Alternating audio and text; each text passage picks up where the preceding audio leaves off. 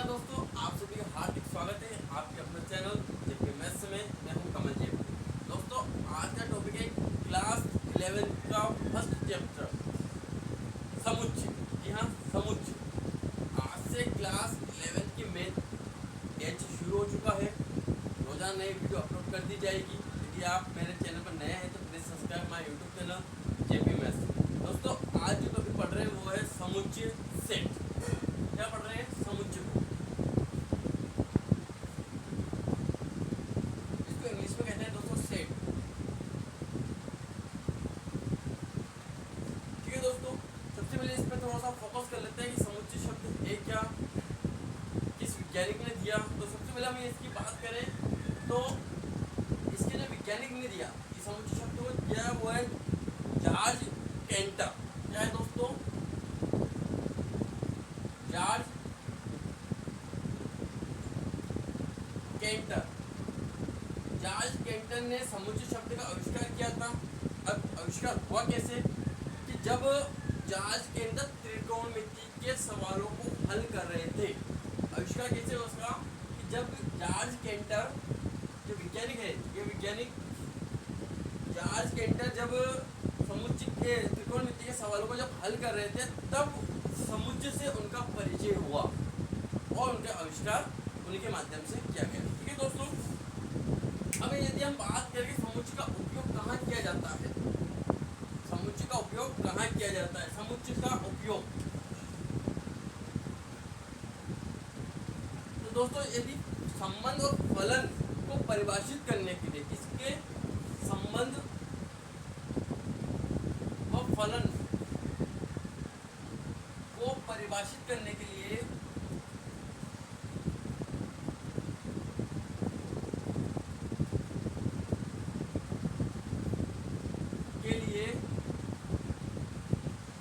समुच्चय का उपयोग किया जाता है। जैसे हम गणित में कुछ चीजें हैं, कुछ सवाल ऐसे करते हैं जहाँ समुच्चय का उपयोग होता है। जैसे त्रिकोणमिति,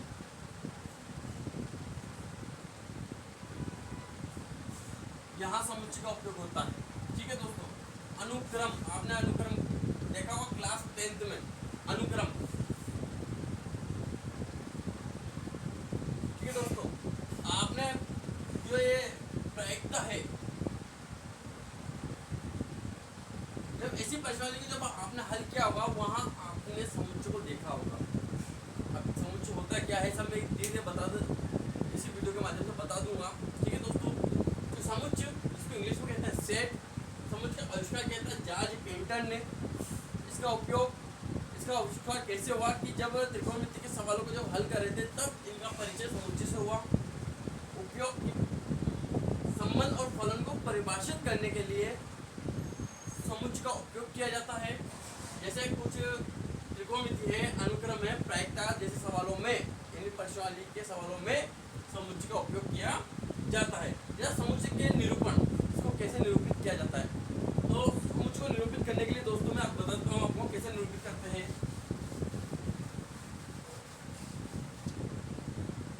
समुच्चय का निरूपण,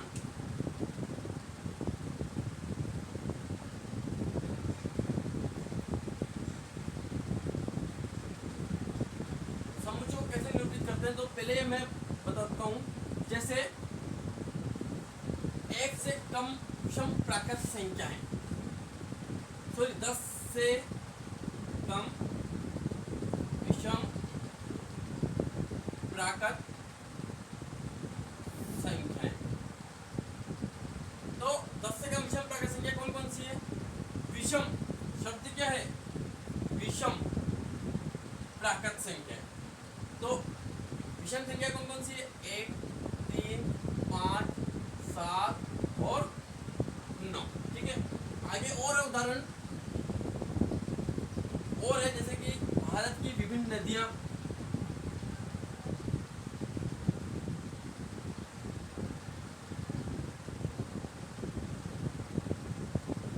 भारत की विभिन्न नदियां जैसे गंगा, यमुना, सरस्वती, बहुत सारी नदी। ठीक है ना। और यदि उदाहरण देखें तो अंग्रेजी के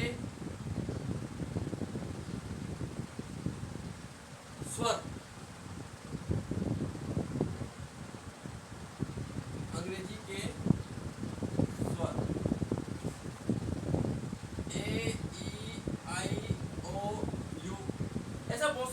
लेकिन यदि हम गणित में समुच्चय का जो निरूपण करते हैं, समुच्चय को किस प्रकार से करते हैं, गणित में जो समुच्चय का निरूपण किया जाता है दोस्तों, जैसे गणित के लिए बात कर रहा हूं मैं, तो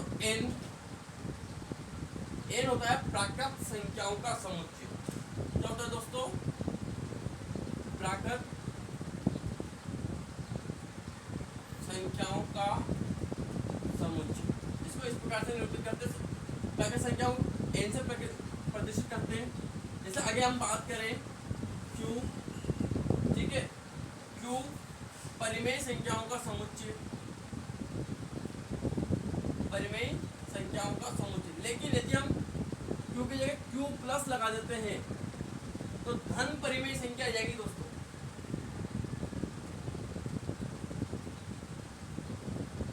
धन परिमेय संख्याओं का समुच्चय, ठीक है। यदि हम मैं बात करूं z की, तो पूर्णांकों का समुच्चय,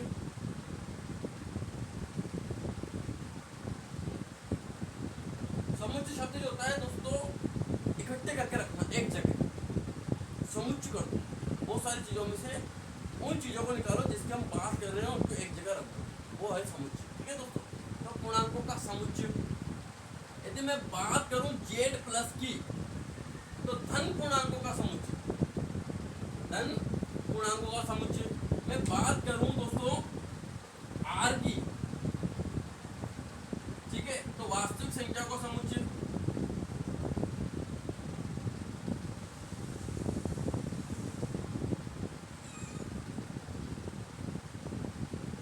यदि मैं बात करूं r प्लस की, धन वास्तविक संख्याओं का समुच्चय। ऐसे बहुत सारे हैं जो गणित में हम काम लेते हैं समुच्चय को, ठीक है दोस्तों। अब बात कर लेते हैं उस चीज की जो इसको अलग अलग भाग करते हैं। इसके विधिया कौन सी इसको निरूपित करती है, इसको समुच्चय को इसका निर्माण करने वाली या इसको निरूपित करने वाली विधिया कौन होती है? तो हम बात कर रहे हैं समुच्चय की विधियां, समुच्चय निर्माण की विधियां। तो इसकी होती है दो विधियां, पहली विधि और दूसरी विधि। पहली विधि का नाम है दोस्तों रोस्टर, या इसको एक नाम और देते हैं सारणीबद्ध रूप। दूसरी होती है समुच्चय निर्माण रूप, ठीक है दोस्तों, समुच्चय निर्माण रूप।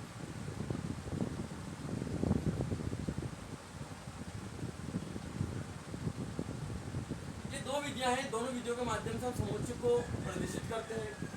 रोस्टर से हम जो रोस्टर निर्माण से हम जो समुच्चय को बढ़ाते हैं, निरूपित करते हैं, वो गणित के वर्ण लेते हैं, गणित के अंक लिए जाते हैं। गणित के ABCD के मान लीजिए, यहाँ हम अवयव को रखते हैं अलग अलग, जो भी रोस्टर जो अपने इस मंजिला कोष्ठक के अंदर जो भी आते हैं दोस्तों, उनको कहते हैं अवयव, यानी कि अलग अलग अवयवों को रखते हैं रोस्टर रूप में। रोस्टर रूप में नियम होते हैं दोस्तों। रोस्टर रूप में जो हम बनाते हैं वो उसको इस प्रकार से बनाते हैं कि पहले तो ऐसा मंजिला कोष्ठक बनाया जाता है, ठीक है दोस्तों। मंजिला कोष्ठक में जैसे कि बोल दिया जाता है, सबसे पहले तो समुच्चय को एक सारणीबद्ध करते हैं। क्या करते हैं? इकट्ठा करते हैं सभी को, जो कौन कौन से अवयव की हम बात कर रहे हैं। पहला नियम तो ये है कि रोस्टर या सारणीबद्ध रूप को करने के लिए सबसे तो सारणीबद्ध करते हैं, एक जगह इकट्ठा करते हैं। उसके बाद दोस्तों अवयवों को, जो हम बहुत सारे अवयव लिखते हैं, जैसे मान लीजिए ABCD लिखा मैंने, तो दो अवयवों के मध्य अल्प विराम का साइन लगा के हम ऐसे लिखा जाता है, ठीक है। या हम इसको इस प्रकार से लिख सकते हैं 1 2 3 4, या हम इसको इस प्रकार से लिख सकते हैं ठीक है ना, ABCD हो या 1 2 3 4 हो, या इस प्रकार से हम इस रोस्टर रूप को लिखा जाता है। इसमें एक कंडीशन होती है दोस्तों कि कभी भी अवयव दोबारा रिपीट नहीं होते हैं। जैसे मैं इसका उदाहरण मान लेता हूँ कि स्कूल का समुच्चय बताइए, तो स्कूल का समुच्चय हम बनाएंगे। स्कूल का समुच्चय बनाने के लिए क्या करना पड़ेगा हमें? S C H O और L लिखेंगे। जो है डबल O नजर आ रहा है दोस्तों, डबल O नजर आ रहा है, डबल O को केवल केवल केवल सिंगल बार लिखेंगे, ये है रोस्टर रूट। ठीक है दोस्तों, क्या है ये रोस्टर रूट। स्कूल शब्द का या स्कूल शब्द का समुच्चय बताइए रोस्टर रूट में। तो कैसे लिखेंगे, SCHOL। यहाँ वर्ड को रिपीट नहीं करते हैं, चाहे वर्ड यहाँ 3 बार आओ या 4 बार आए, लेकिन हमें वर्ड को सिंगल एक ही बार लिखा जाता है। यदि मैं बात करूँ समुच्चय निर्माण रूप में, किसमें किस प्रकार से लिखा जाता है, तो समुच्चय निर्माण रूप में किस प्रकार से लिखा जाता है, जैसे कि मान लीजिए AEIOU